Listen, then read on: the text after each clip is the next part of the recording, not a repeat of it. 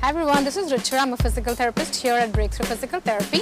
Most of us have to travel like longer commute to reach the city, and we're always stuck in traffic. We're complaining about the other people driving and their driving skills. But the reality of the situation is we can't really do anything about the traffic or anybody else's driving abilities. What is in our control is how we manage our posture in the car. So today I'm going to give you some basic guidelines on what is the right seating arrangement, your hand positions, and how you can ensure a greater, nicer driving and have a nice healthy back and neck.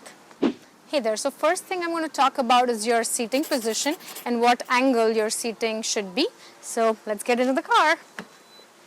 So if you have a look at the car seat, you don't want it to be exactly at 90 degrees, nor do you want the car seat to be collapsing pretty inwards. If you have it exactly at 90 degrees, what happens is the weight of your body is going to load your hips. If you go it less than 90 degrees, what's going to happen is you're going to have a lot of impingement in your hip area. So when you have a seating in the car, make sure it's not absolutely upright, but you get a little bit of an angle greater than 90 degrees. Again, when you sit back in the car, make sure your hips are touching all the way in the back seat, and then your shoulders are touching the back of the seat.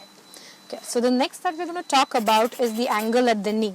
So what I suggest my patients is you depress your gas pedal all the way. When you depress the gas pedal, there should still be a soft bend in your knee.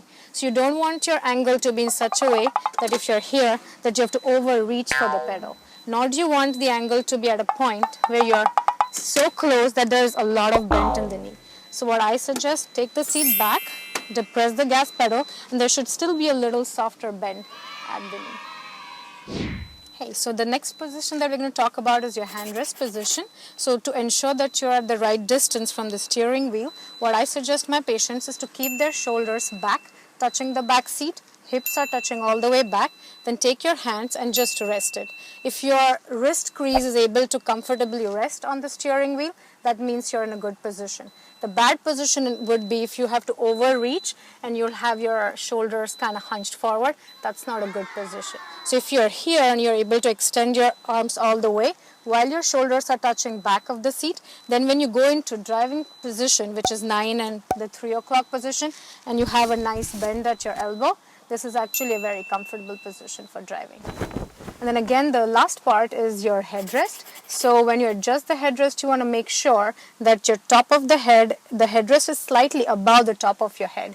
If the headrest is too low, and God forbid you're in an accident where you get rear-ended and you have a whiplash injury, if the headrest is low, your neck might go into extension and you'll hurt yourself. So you want to make sure that the level of the headrest is at least at the top level of the top of your head or slightly higher.